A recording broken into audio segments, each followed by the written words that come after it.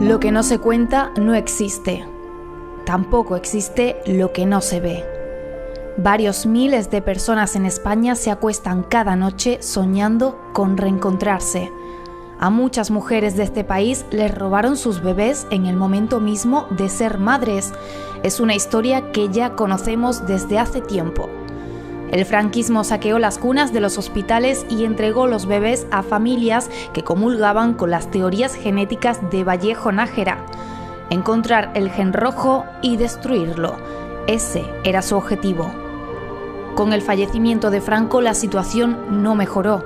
Los bebés robados son una realidad que se alargó más allá de la dictadura, hasta los años 80 del pasado siglo. Los componentes de la banda mafiosa seguían siendo los mismos: médicos, enfermeras, ginecólogos, funcionarios, curas y monjas.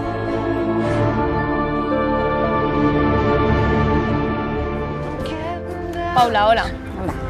Bueno, estábamos viendo aquí esta foto familiar y quiero que me cuentes un poco, porque aquí ya estaba embarazada del que veo ya sería tu cuarto hijo, ¿no? Ese es de mi cuarto hijo.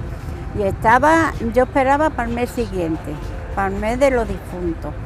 Pero yo estaba con él y este pequeño todavía no andaba.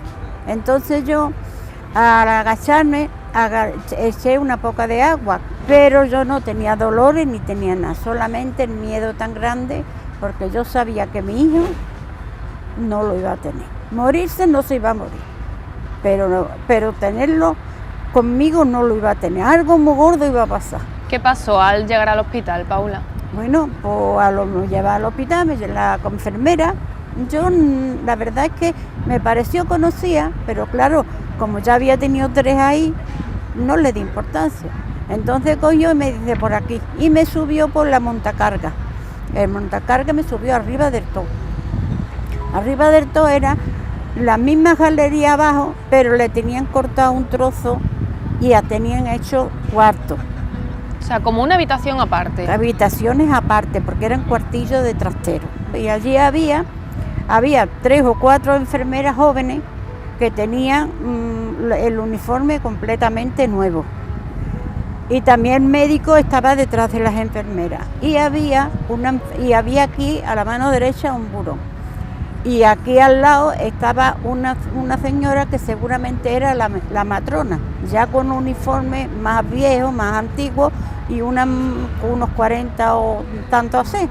Entonces cuando me vio, como yo estaba llorando tanto, a mí no me preguntó ni qué me pasaba, ni qué iba, nada más que venga, que el niño viene sufriendo, venga. Y yo llorando, que no, mi niño, que no, que yo sé que le va a pasar algo, que no lo voy a tener, que mi niño, que el niño está sufriendo, venga, vamos. Yo me quedé en la misma puerta y ya no recuerdo más. Entonces me hicieron algo. ¿Te durmieron? Algo, pero no en la misma puerta. Entonces es lo último que recuerdas, esa conversación con la matrona. Eso, ya ahí. Me dijo la matrona que me garantizaba de que iba a salir todo muy bien, pero se acabó. Ya cuando yo me fui despertando, entonces yo escuché detrás dos enfermeras hablar. Una le decía a la otra, dice, ¿qué hace ahí?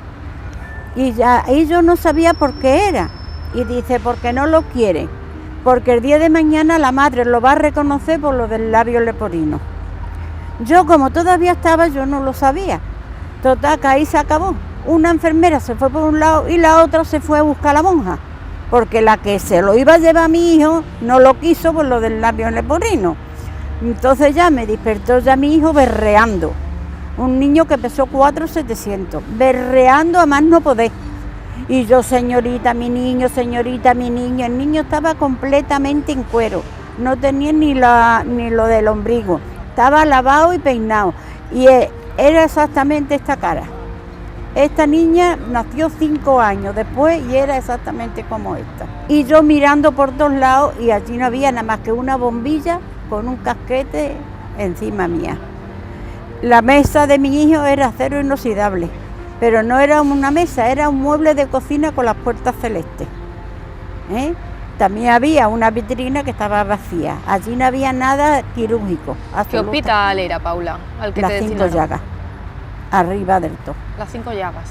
Entonces cogió cogió a mi niño, se lo puso al lado, digo, señorita, por favor, ¿viste usted a mi niño que se va a poner malito? ¡El niño viene malito! Como mala leche. Lo puso aquí a mi lado, lo pesó y pesó 4,700 y pico. Se lo llevó y ya no lo volví a ver más. Yo no me acuerdo de que me hayan pinchado, pero todo el tiempo he estado drogada. Yo no sabía, yo lo único que quería mi niño, mi niño. Esa noche bajé a buscar nido y por fin conseguí ver el nido, pero estaban todos los niños durmiendo. Estaban todos dormidos y tenían una lucecita de esas chiquititas al lado. Entonces allí no había nadie, todo estábamos oscuros, muy silencio.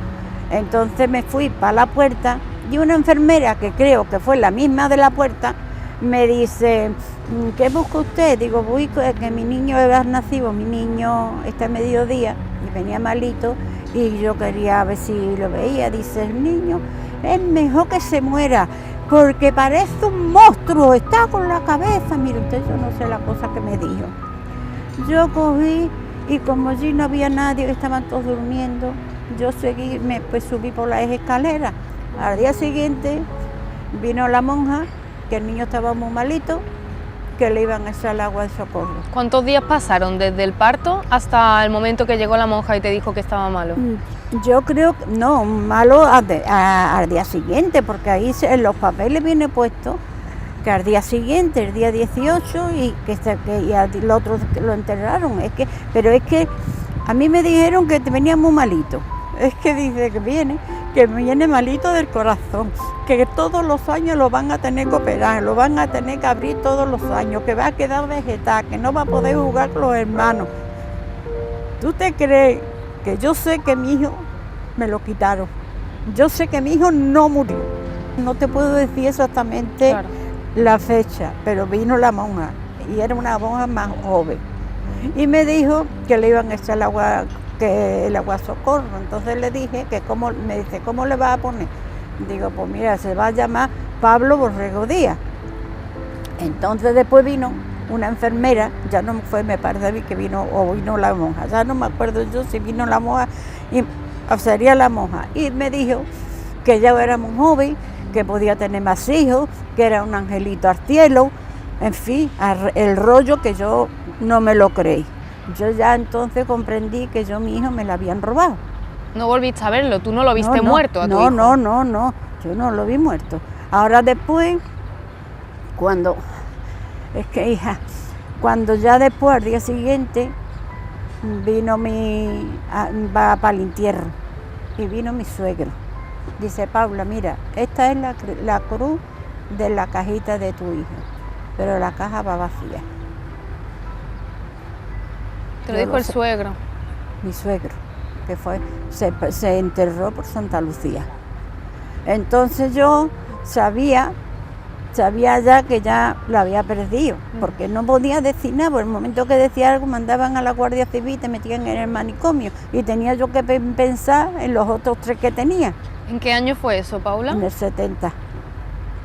Entonces yo me quedé allí y ya me agarré a la cruz de mi hijo, me acurruqué allí en la camilla, hasta yo no sé ya el tiempo que yo estuve, porque yo no consto ni que he entrado en el hospital ni he salido. Sí consta de que mi hijo ha parido y que ha muerto, pero no consta ni que yo he entrado ni he salido. Entonces ya un día, yo no sé ya los días que yo estuve allí, llegó mi marido y dice, Paula, ponte buena, que mi madre dice que no puede con los niños, porque el Emilito no me hace llorar, el chico. Claro. Entonces yo cogí mi paquete de ropa, que yo tenía la ropita, se la hice toda nueva, porque los otros lo hicieron de verano, nacieron en verano. Pero este era para el mes del frío, y le hice toda la ropita nueva. Y dejé la cuna hecha, le dejé con mi velo de novia tapando por los mosquitos. Y entonces tuve que coger la bolsita, largarme y dejar a mi hijo así.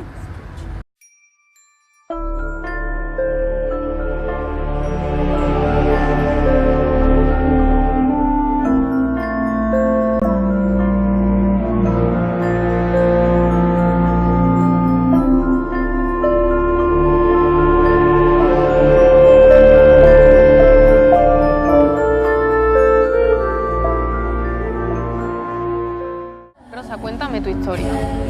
Bueno, pues mi historia es, yo me casé muy joven, me casé con 17 años, mi marido tenía 23, al mes y medio de casarme me quedé en estado y mi hija nació el 12 de diciembre, o sea, el 19 de diciembre del 1968, que ahora el mes que viene hace 49 años.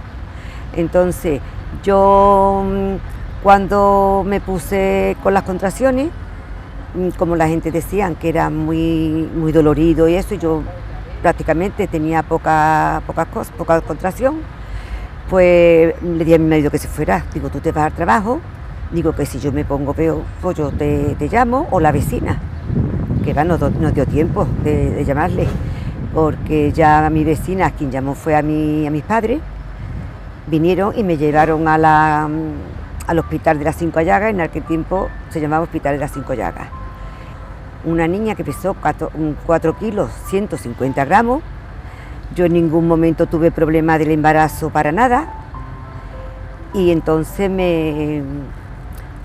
yo la niña nació viva, me la trajeron a mí un ratito conmigo cuando ya me prepararon y eso, me la trajeron conmigo en la cama, y a la media hora, 3/4 de hora, se llevaron a la niña. Entonces digo, ¿para qué se la llevan? Dice, es que ha tragado un poquito de meconio. Dice, le vamos a hacer un lavadito de estómago y se la vamos a traer. Pues vale. Entonces yo viendo que a mi niña, o sea, que no me la traían, digo, qué raro que no me traigan a mi niña, porque esto sería rápido. Yo preguntaba por mi niña.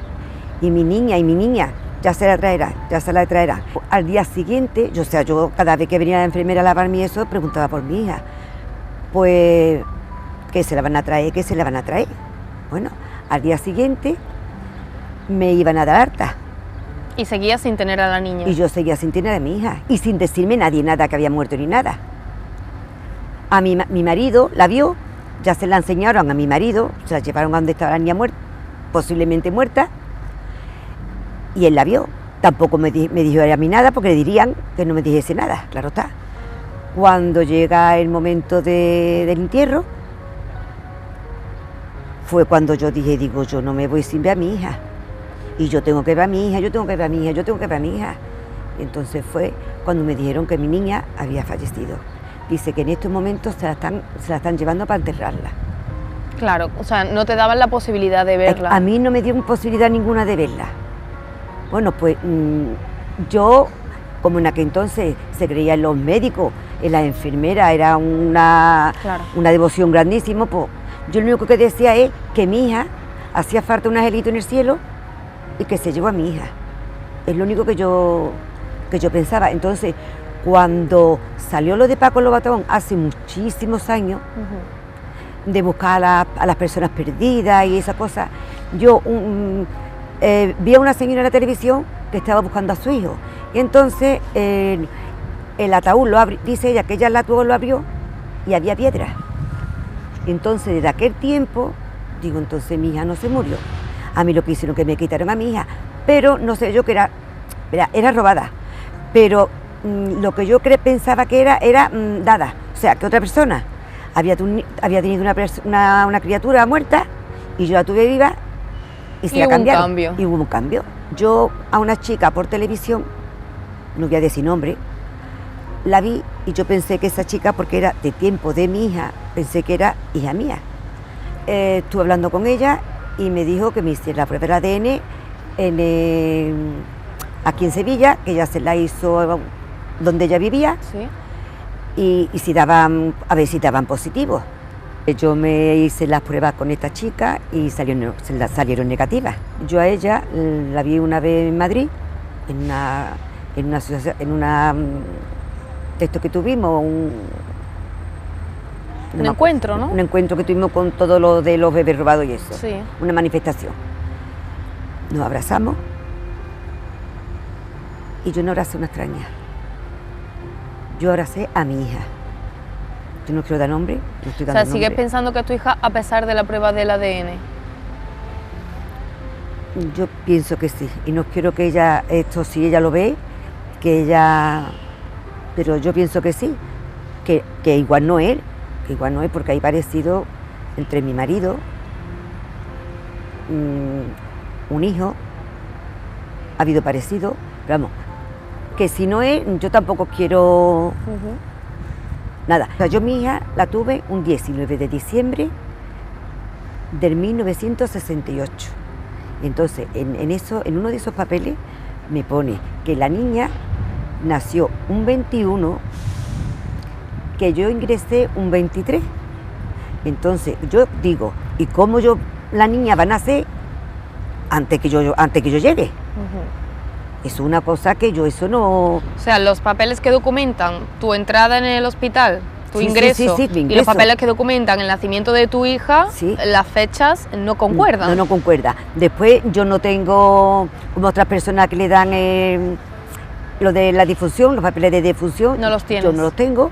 A mí tampoco, a nosotros tampoco nos llamaron cuando se pasan los 10 años para sacar lo que hubiera. ¿No hay certificado de la muerte de tu hija? No, yo fui al cementerio a ver si había, pero allí hay fetos, o sea que no, feto hembra, Rosa Álvarez, o sea mi nombre, porque claro, la niña no tenía nombre, entonces feto hembra, pero yo pienso en aquel tiempo también lo mismo, digo, ahí podía haber enterrado en una persona que no era la mía, porque a mí me dijeron también que mi niña venía malita de corazón. Digo, bueno, como una niña que es recién nacida te dice que puede venir malita de corazón, que había tragado merconio, que ya lo he dicho, que había sido de muerte craneal, otra intracraneal. Digo, bueno, entonces mi hija sí ha muerto, de que ha muerto mi hija, de 4 enfermedades ha muerto mi hija. Yo a mi marido le digo, bueno, ¿tú qué es lo que viste? ¿Tú qué es lo que viste cuando entraste allí?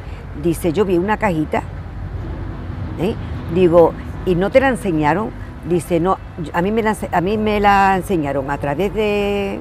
La cogieron de la cajita y a través de los cristales me la enseñaron. O sea, que no la... Que Ni siquiera llegó a cogerla. No la tuvo en los brazos. No.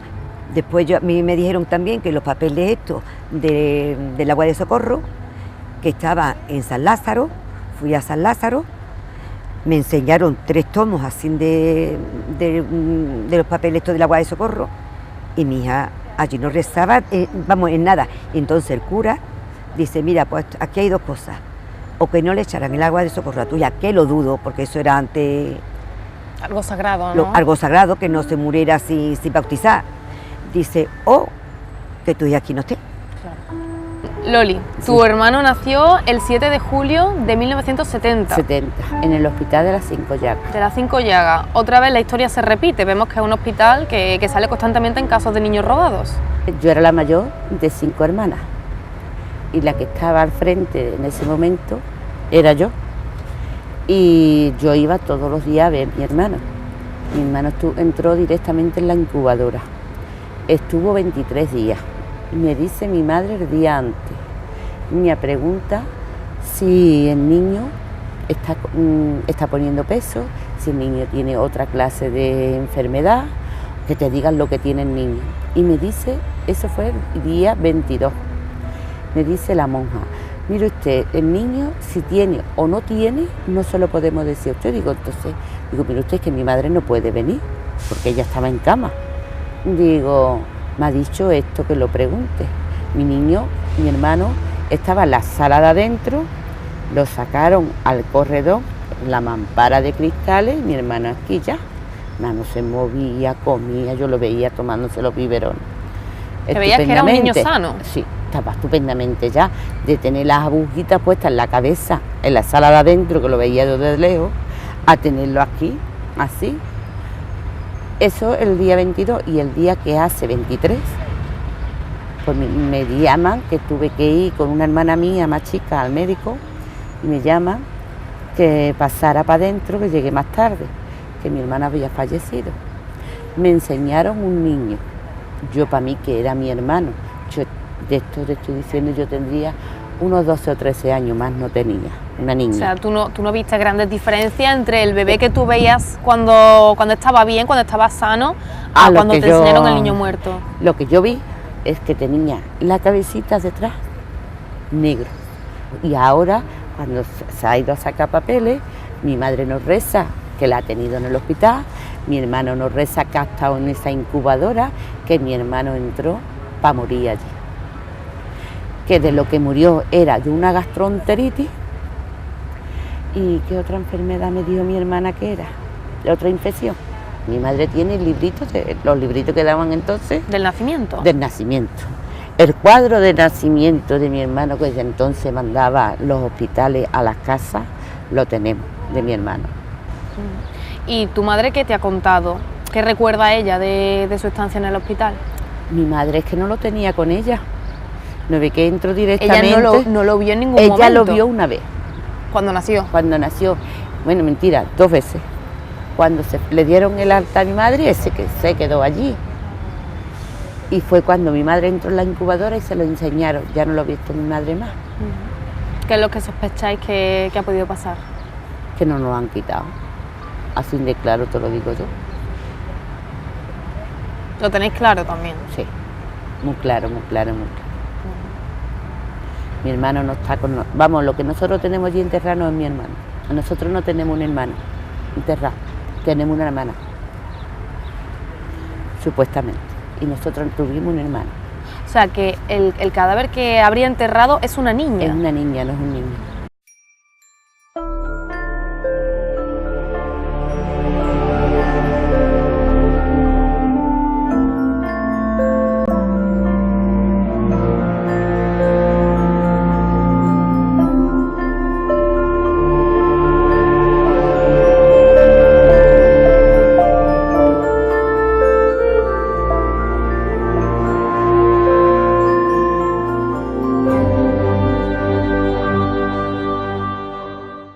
Presidenta de la asociación Abra, cuéntame ahora mismo cuál es la situación en Andalucía en cuanto a la trama de bebés robados.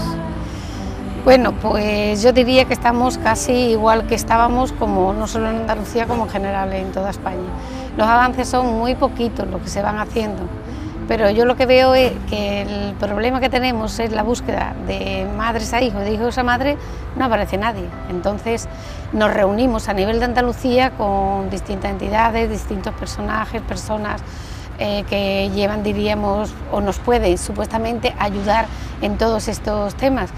Pero al final yo lo único que veo es que tú llegas, tenemos una reunión muy bien, muy cordiales, te oyen, yo digo siempre que no te escuchan, cierran sus carpetas si es que las llevan, se van para su casa, sí te prometen y dicen que van a hacer, y yo todavía no he visto de estas reuniones absolutamente nada. Nada, no nos han mandado ni un correo para decir, mira, estamos investigando esto que ustedes habéis presentado, estamos haciendo esto que ustedes habéis solicitado.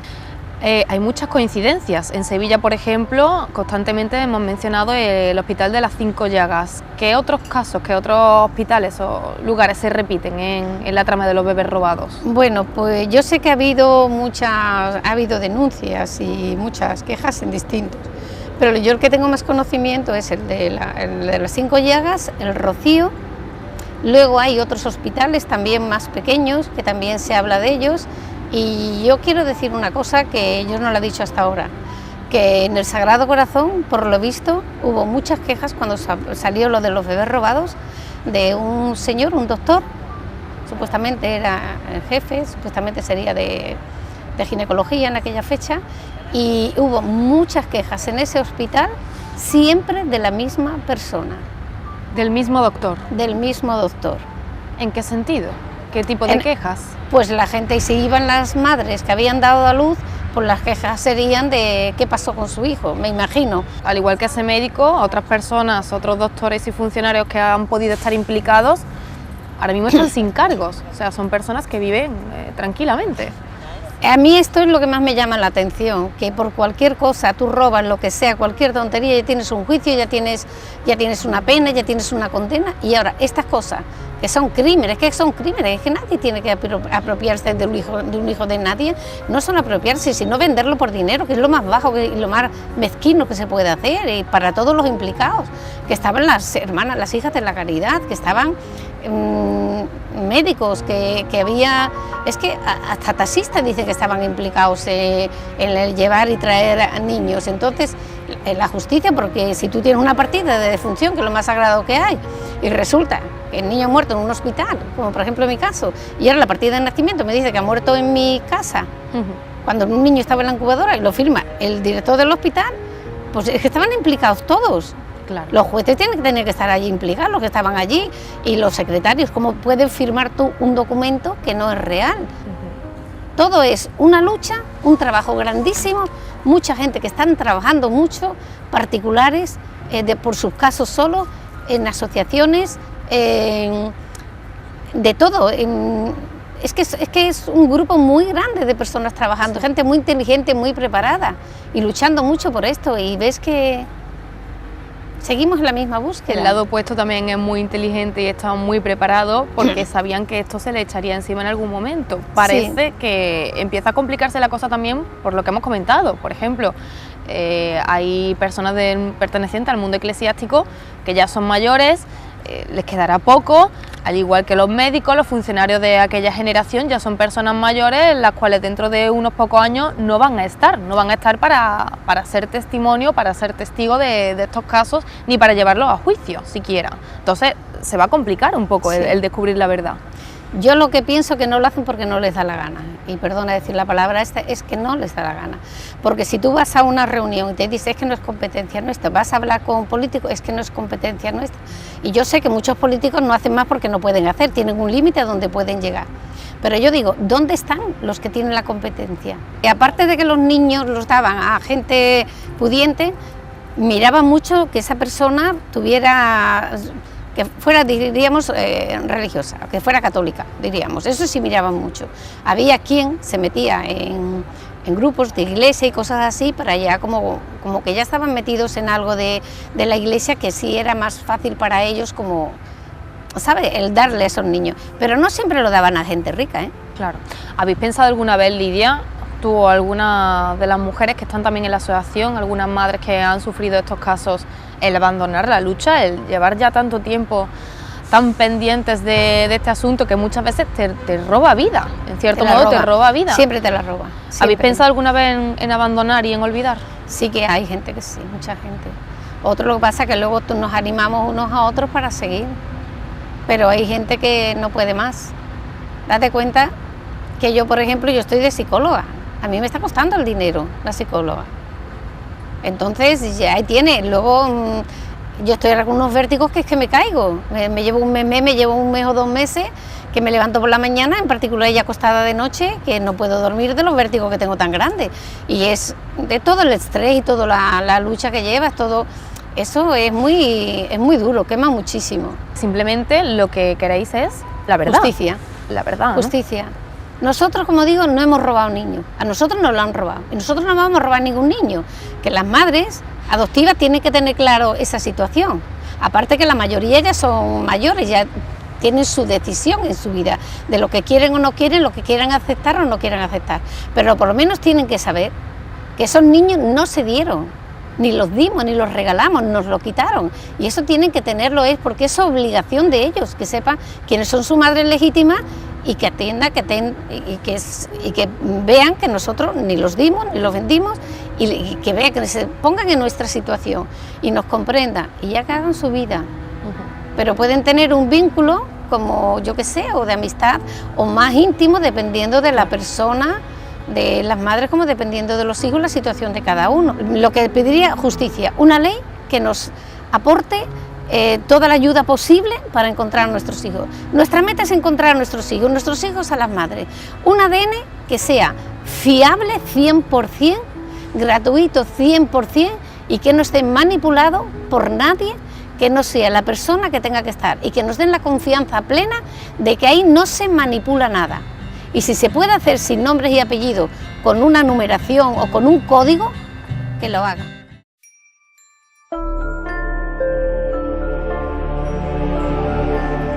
Indignación, impotencia. Escuchar sus relatos resulta insoportable. Y sin embargo, la justicia nunca ha hecho caso a las denuncias de las familias de bebés robados. Nunca.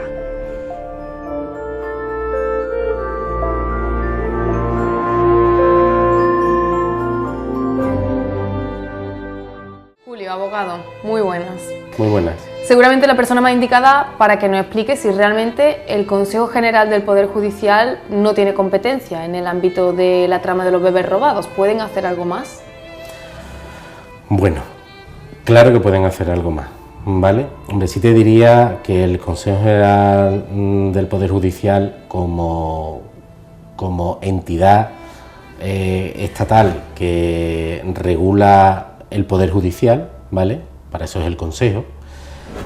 Sí puede hacer siempre y cuando haya normativa y haya leyes que así se lo impongan.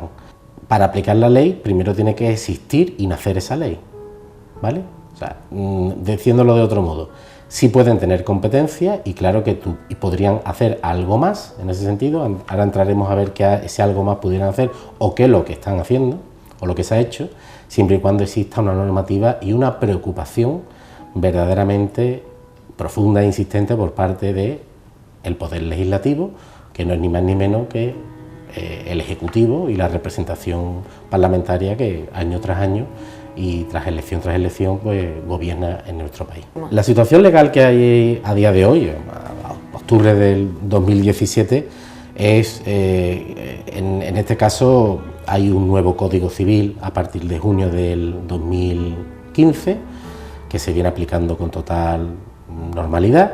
Anteriormente había una regulación del 95 que ya endureció este tipo de cuestiones, porque como bien tú sabes, esto es una cuestión de la sustracción, del robo de niños que se cometió en España desde, bueno, en el franquismo y en el tardofranquismo, ¿vale? O sea, estamos hablando de los años 50, casi 80, incluso ya después ya con la democracia, todavía hay asuntos que se han visto de esa época. La normativa que hay es una normativa penal, que es el máximo reproche que la sociedad le puede hacer a este tipo de conductas que son delictivas o que han sido delictivas. No hace muchos años, en el 2012, el fiscal general del Estado realizó una circular. Importante esta circular porque permitió y permite desde esa fecha, te repito, desde el 2012, que por ejemplo un fiscal que lleve la instrucción de una denuncia, una querella por una sustracción, un robo, un supuesto robo o una supuesta usurpación de un bebé, por ejemplo, ordene, en concreto esta es lo más importante que dice esa circular, ordene, por ejemplo, la exhumación de cadáver o la toma de muestras de ADN sin tener que tener una autorización judicial. Bueno, el caso de los hospitales que argumentan que no cuentan con registro. Desde los años 40 existen hospitales, la mayoría, que ya cuentan con esos registros de entrada y de salida de futuras madres, de ese nacimiento también de los hijos o de defunción de los mismos dentro del hospital. Hay hospitales, en Sevilla además hay algunos que dicen que desde los años 40 a los 80 no cuentan con registros, o por lo menos con algunos de ellos, por diferentes razones. Por ejemplo, el tema de la inundación de una sala donde se ubicaban esos documentos, etcétera. No se puede hacer nada desde la vía judicial para solucionar este problema. En la mayoría de las ocasiones, desgraciadamente, no. Estamos hablando de volúmenes de legajos de papel, estamos hablando de papel, al fin y al cabo, que debería, como tú bien dices, estar guardado y en custodia de estas entidades, tanto públicas como privadas. Había funcionarios que se dedicaban exclusivamente al registro de esas personas que entraban en el hospital. Por supuesto, estaba lógicamente sus departamentos de archivística y que sí es cierto que en otras entidades o en otras ramas de la administración pública existen, porque uno se puede ir al registro del notariado y ver hasta escrituras de hace siglos,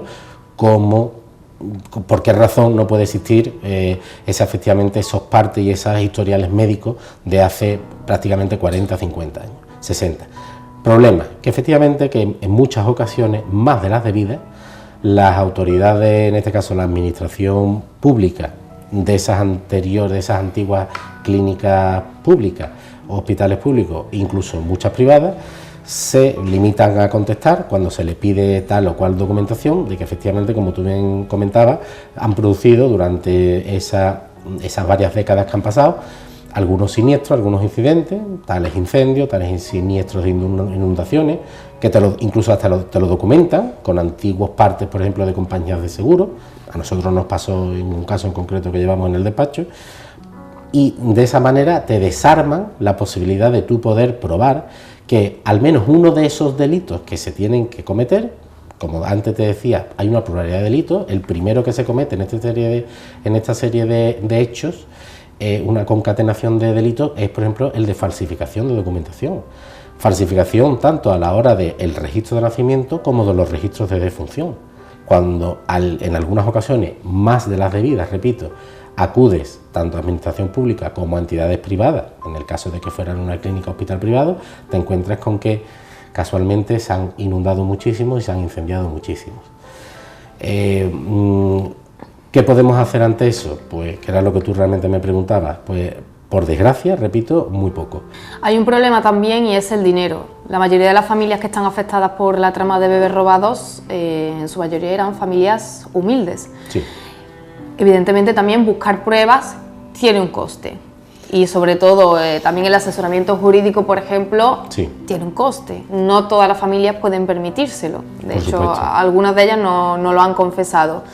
En este sentido, tampoco se podría hacer nada. Hombre, yo invitaría a las personas que estén en esa situación de, por ejemplo, incapacidad económica para poder contratar un bufete, pues ir directamente a solicitar abogado o abogada de oficio, ¿vale? Eso por un lado. La ayuda psicológica, entiendo que por parte de la sanidad pública, entiendo que debería de estar, o al menos así me consta, que está cubierta. Otra cuestión es qué se puede hacer con respecto a esas pruebas que en un momento determinado pueden ser caras, ¿vale? Sí te digo que a partir de esa circular que te hablo del 2012 de la Fiscalía General del Estado, el Instituto Nacional de Toxicología y Ciencias Forenses de España tiene un registro público gratuito para todas las personas afectadas por sustracción de bebés robados.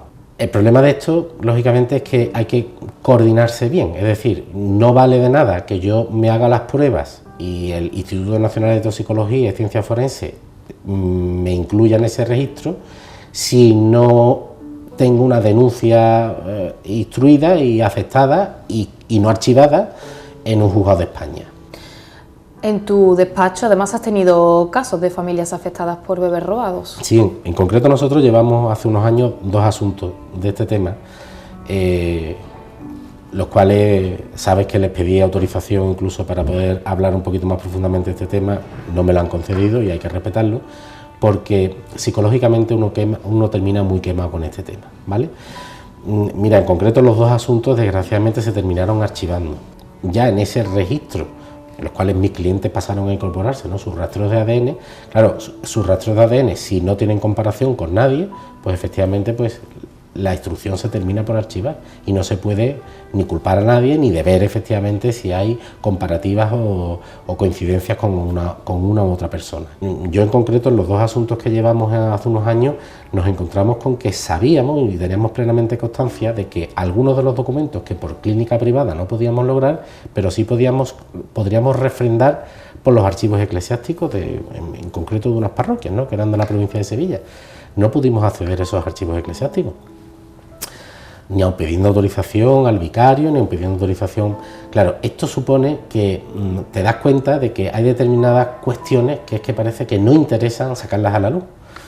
Claro, es lo de siempre. Estamos viendo que aquí en España eso de la memoria histórica no le gusta a nadie y esto parece también un caso de lo mismo. Claro que es. Cuando pase la generación de madres en búsqueda de sus niños perdidos, se va a quedar archivado también como un caso de memoria histórica que no se resolvió. Es exactamente lo mismo. Repito, y yo siempre insisto en lo mismo. Aquí, por supuesto, despojándose de todo tipo de ideología, lo cierto y verdad es que esto ocurrió en un periodo de España en la que estábamos hablando, en donde había una connivencia no solamente de personas particulares, sino había también una connivencia de la propia administración pública. Aquí estamos hablando de falsificaciones en el registro civil que estaban en manos de jueces magistrados. Estamos hablando de prevaricación por parte de funcionarios públicos que falsificaban, pues bajo fraudes, que duda cabe, y bajo recibimiento de dinero bajo cuerda, como decimos vulgarmente, esas certificaciones tanto de defunción como de nacimiento. Y estamos hablando de unas historias bastante truculentas, historias que desgraciadamente, repito, no es que no estén, te he dicho antes que socialmente no está mal visto, o sea, está mal visto con respecto a las familias, pero es que yo creo que en un momento determinado el Estado dice, mira, es que prefiero pasar página, poner punto y aparte, porque como entra ahí, es que va a ser demasiado las cosas que van a aflorar. Pero no se ha querido investigar a nadie, a los hospitales no se les ha investigado, a los funcionarios, a los médicos no se les ha investigado, lo único que se ha facilitado, se está facilitando es el trámite, por ejemplo, lo que me has comentado, que se haga esa prueba de ADN, sí, para que las familias que están buscando a esos hijos desaparecidos o robados, sí, los puedan encontrar. Si se da el caso de que alguna familia los encuentre, lo más seguro es que hay que de todo. He encontrado a mi hijo o a mi hija, por fin, era lo que yo quería, yo solo quería la verdad, se acabó. O sea, las personas que hayan estado implicadas en esos casos van a quedar finalmente impunes. Date cuenta que no me gustaría terminar sin contártelo, hay un problema básico. Cuando hablamos del derecho penal, que es insisto, como te he dicho antes, el reproche máximo que le hace la sociedad a algo, a una situación, en este caso un delito, hablamos de la prescripción de delitos. Cuidado, porque la mayoría de estos delitos están prescritos, ¿eh? Es que eso es otra cosa que hay que ponerlo sobre la mesa, es decir, la falsificación documental, aun existiendo, aun siendo cierta y aunque no se pueda probar y casi tengamos el 100% de seguridad que ha existido, eso estaría prescrito. Estaría prescrito también incluso los delitos en el ámbito contra la familia, por ejemplo, la suposición de un embarazo, en fin, porque todas estas familias que, entre comillas, tuvieron un niño que apareció de la nada, simularon un embarazo, eso es un delito, era delito antes y sigue siendo delito, ¿eh?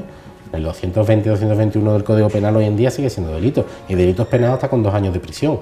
Es decir, que hoy en día todo esto sigue siendo delito. El problema está que estamos hablando de situaciones, delitos realizados en los años 40, 50, 60 y 70, que hoy en día está prescrito. La falsificación documental de aquel entonces todo eso ya está prescrito. O sea, aunque yo tuviera el registro y pudiera acceder perfectamente y el funcionario incluso hasta me lo declarara, persona que estuviera ya jubilada y tal, eso estaba prescrito penalmente. El único delito que se supone siempre que no tiene una prescripción, digamos, fechada, es el delito de la detención ilegal. La detención ilegal es la detención que se hace a una persona de deambulación libre. Claro, a un bebé no deambula libremente, pero el Tribunal Supremo hace una exégesis, hace una interpretación y dice que sí, que a un bebé se le puede privar y se le puede ser sujeto a una detención ilegal. Y este delito prescribe a partir de la mayoría de edad de esos bebés. O sea, cuando el bebé ya es mayor de edad y cumple los 18 años, ya. Claro, si una persona que supuestamente entiende que ha sido adoptada, bueno, que eso lo sabrá, ¿no? O se lo han dicho, pero o no, o simplemente rastrean su pasado y ve que ha sido objeto o que puede ser objeto de algún robo, sustracción de nacimiento, desde que cumple la mayoría de edad hasta los 15 años, ¿vale? Es decir, estamos hablando cuando tenga 30 y tantos años, ahí le va a prescribir la posibilidad de inculpar penalmente a las personas que hayan sido autores de esos delitos. Sufrieron el dolor, la pérdida, el estallido en el corazón cuando les informaron que sus bebés murieron al nacer. Los vieron sanos y fuertes, respirando antes de ser separados de los brazos de su madre, antes de ser vendidos por médicos, por funcionarios, monjas, antes de ser borrados su rastro, sin dejar huella. ¿Cómo superar algo así? Pilar, vamos a hablar un poco de un asunto que tú y yo no hemos hablado anteriormente, pero que está en boca de todo el mundo y desde hace bastantes décadas. Te voy a decir una frase y seguramente podrás ubicármela fácilmente. Tengo la sensación de que mi bebé no se ha muerto, sigue vivo. ¿Te suena de algo? Pues sí, algunas veces hay pacientes que traen esa historia dentro de su vida familiar, o bien por su propia madre, o bien alguna tía, algún conocido, algún amigo. Directa o indirectamente a veces en las historias familiares se presentan ese caso, ¿no? ¿Tú has tenido casos con pacientes que hayan pasado por este trauma? Algunos sí. Hay una parte en la terapia en la que analizamos la vida familiar, la historia familiar, ¿no? La identidad, de dónde viene cada uno, y a veces surgía la historia de pensar que, bueno, mi madre sospecha que tuvimos un hermano que, bueno, pues no murió, dicen que murió al nacer, pero sospechan o intuyen que se lo robaron Empieza, dentro de la historia empieza de esa manera, ¿no? ¿Cómo se sienten las personas que están afectadas por la trama de los bebés robados? Por un lado tenemos los padres, ¿no? Con esa intuición de que en un momento empiezan a ver que hay datos que no concuerdan, e incluso su propia intuición, ¿no? Lo peor que le puede pasar a un padre y a una madre es perder un hijo. Ya teniendo en cuenta que el peor duelo es ese, pues la incertidumbre de que hubo ahí bueno, pues que ese hijo no murió y que ese hijo te lo han arrebatado, supone un inicio de una paternidad, una maternidad, porque bueno, luego suelen tener más hijos y demás, pero bueno, pues supone eso, un duelo ahí difícil, una incertidumbre que hace que no se termine de resolver ese duelo. Y bueno, en un momento dado, incluso un trauma que queda ahí, que puede generar pues incluso depresión y puede generar bastante ansiedad en la persona. Has dicho una palabra clave, la incertidumbre. Suelen ser personas, familias, que necesitan como mínimo saber la verdad de lo que ha pasado con sus hijos, o en el caso de los hijos, quiénes son sus padres, cómo fue que pasó a ser hijo de otra familia que no es la suya biológicamente. ¿Cómo se convive con esa incertidumbre? En el caso, por ejemplo, de los hijos, que en un momento dado saben que su adopción no fue ilícita, o bueno, ya claramente que fueron bebés por lo que hubo un intercambio de dinero y demás, a veces se quedan en estado de shock, porque ten en cuenta que metemos en nuestra identidad, la vamos relacionando con cómo nuestros padres nos van contando, somos de determinado lugar, tenemos determinados padres, bueno, pues nuestra historia se va y te enteras en un momento de tu vida que eso no es real, que hay un momento en que te han empezado a mentir, eres adoptado, además te arrebataron a tus padres biológicos que no sabes dónde viven, es muy difícil encontrar.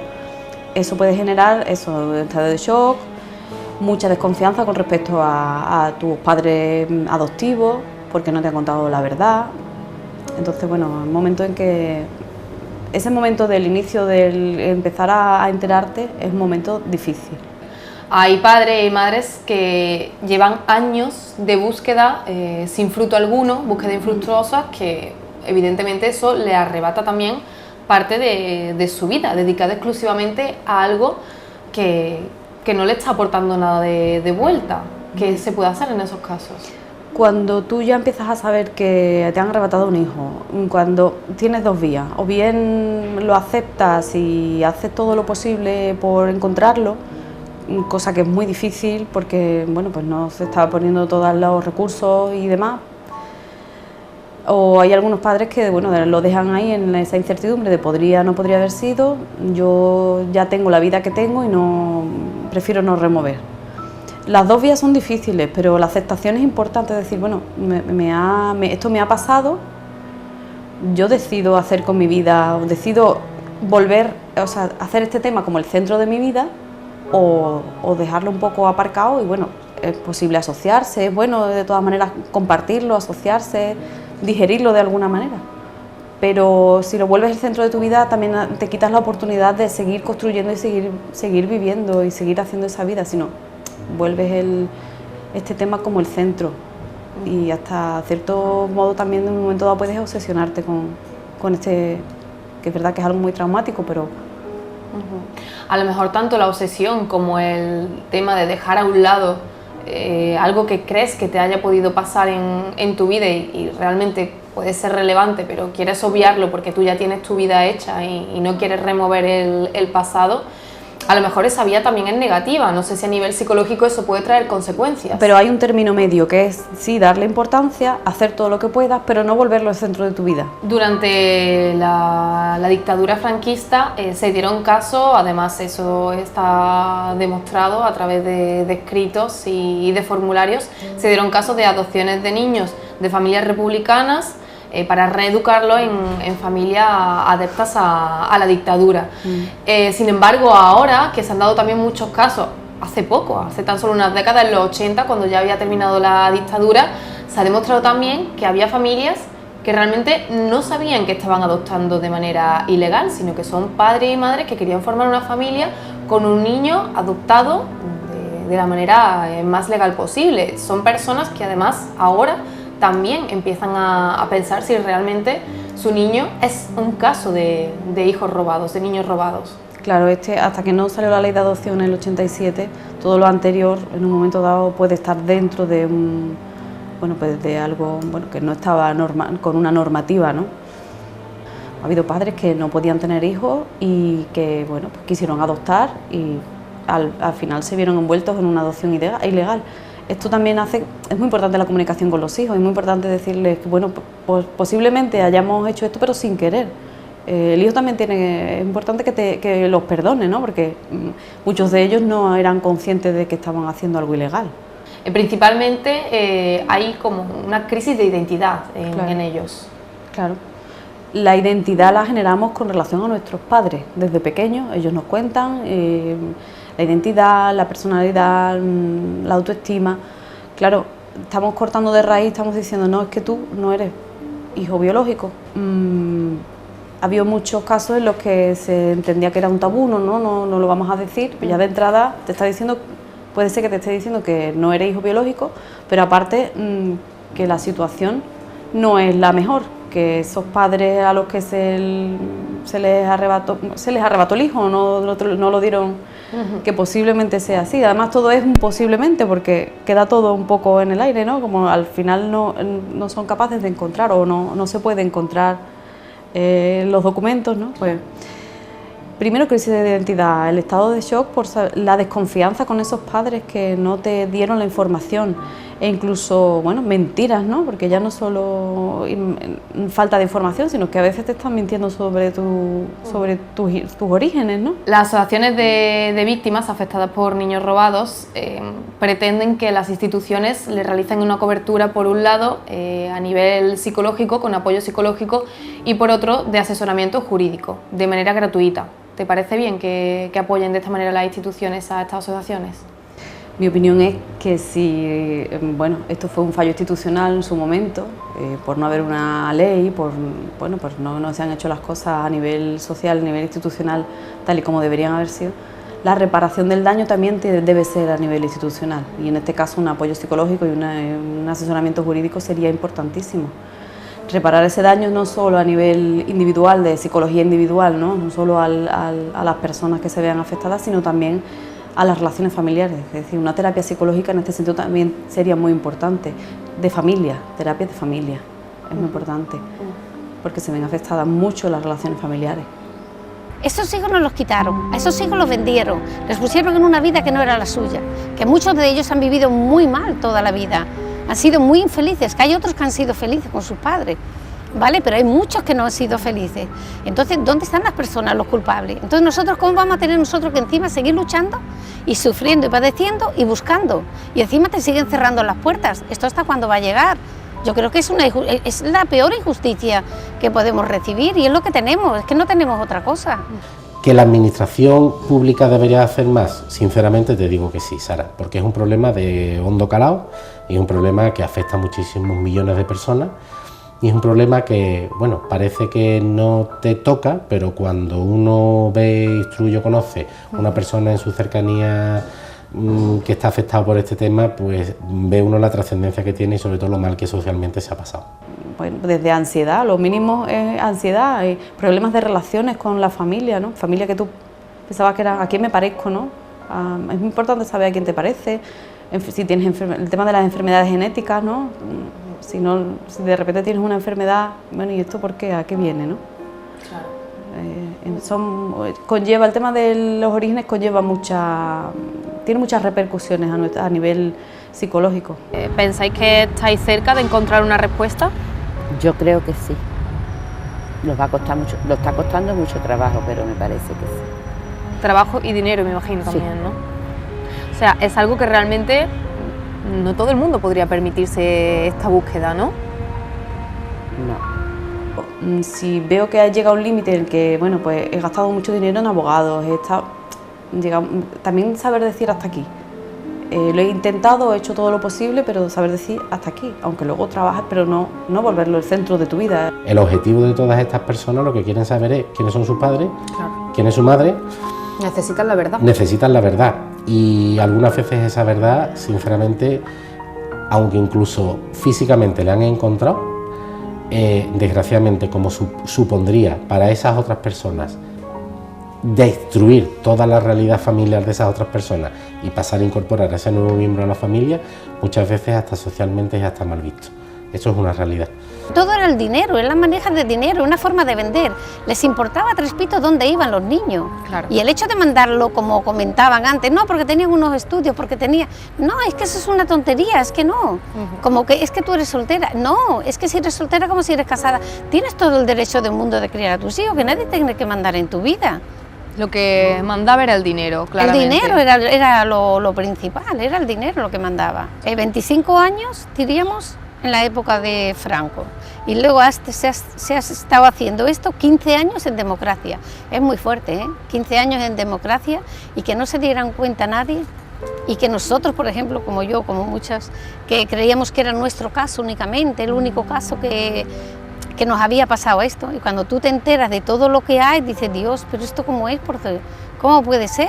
Pensé y pienso que las pruebas, igual que cambiaban a los niños, las pruebas la cambian porque no les interesa de que esto salga a la luz. El Consejo Judicial era la primera vez que se reunía con algún colectivo de bebés robados, fue en esta ocasión. Y nada, que los tribunales españoles no han resuelto todavía ningún caso de ninguno de los bebés robados. Por eso digo que estamos exactamente igual que estábamos. ¿Y le pudiste preguntar el por qué, pese a la evidencia, por qué la justicia no ha podido resolver ni un solo caso? No sé, nosotros pedíamos que los jueces hicieran algo referente a esto, pero el Poder Judicial está para controlar que nadie controle a los jueces. La impotencia por no encontrar la información a nivel institucional, el sentirte que las instituciones no te apoyan, eso también, porque a nivel social nos gusta sentirnos en un entorno seguro en el que nosotros, si necesitamos ayuda, tenemos la cobertura social, ¿no? Que tampoco les responde, ¿no? En unos niveles también de impotencia importante. Sin perjuicio de la desgracia de no poder señalar y penalizar, nunca mejor dicho, y valga la redundancia, penalizar en el sentido más jurídico del tema a las personas que fueron los autores de estas situaciones, pero el objetivo, a día de hoy, yo creo que el Estado hace lo máximo que puede en el sentido de, bueno, tener ese registro, que si te digo que hay muchísima gente inscrita en ese registro con sus pruebas hechas, y de alguna manera u otra las personas pueden llegar a lograr esas coincidencias familiares. ¿Y no habéis vuelto a investigar más desde entonces? No podemos hablar todavía. No sé. Tenemos muchas cosas, pero no puedo hablar, la verdad. Porque no se puede hablar. ¿Pero de qué tipo? ¿Tipo judicial? Porque nos ha engañado por todos lados. Porque aquí no es una cosa. Aquí vamos chocando como da un paso para adelante y das dos para atrás.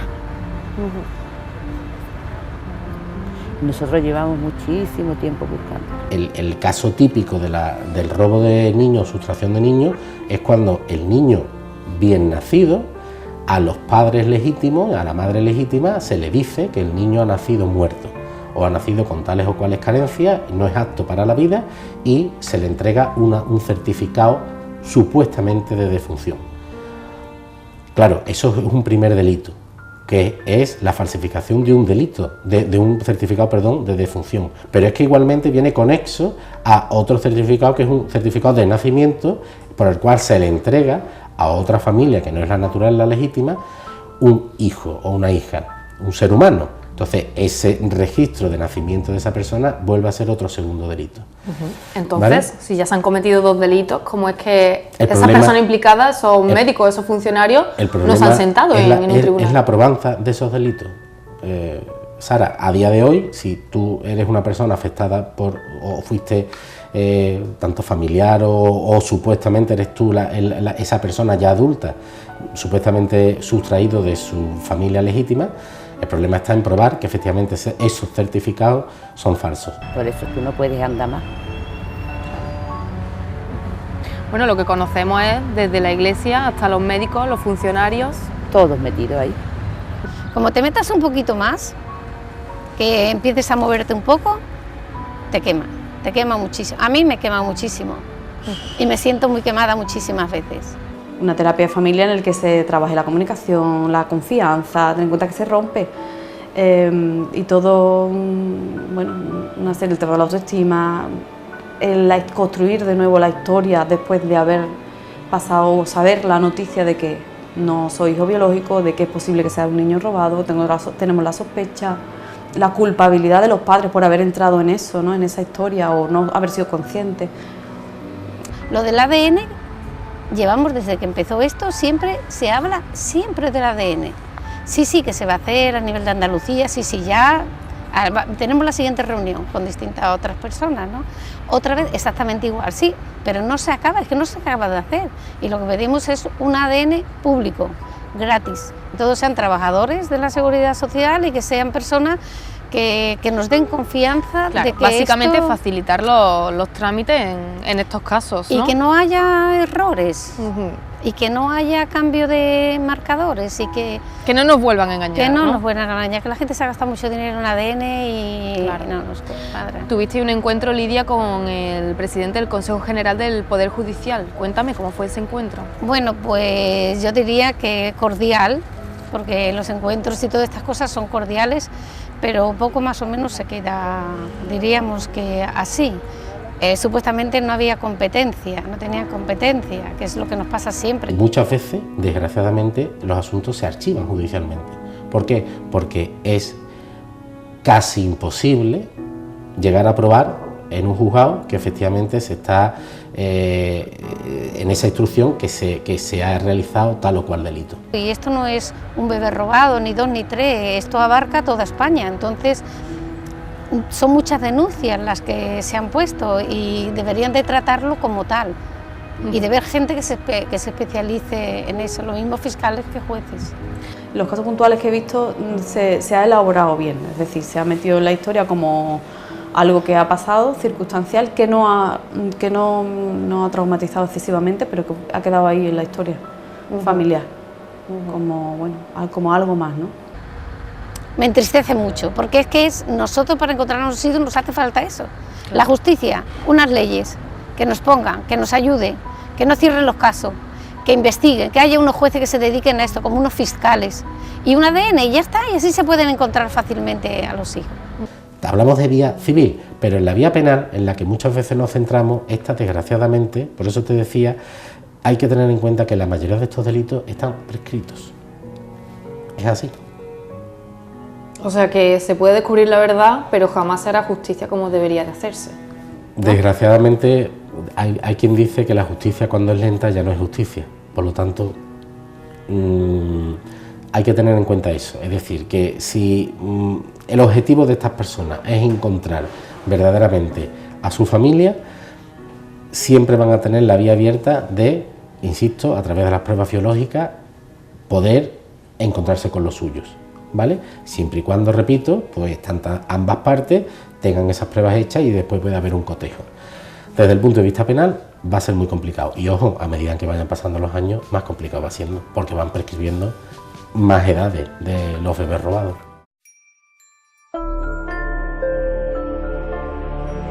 Como lo que no se cuenta no existe, nosotros lo contamos aquí, para decir bien claro que las familias de los bebés robados merecen reparación y justicia.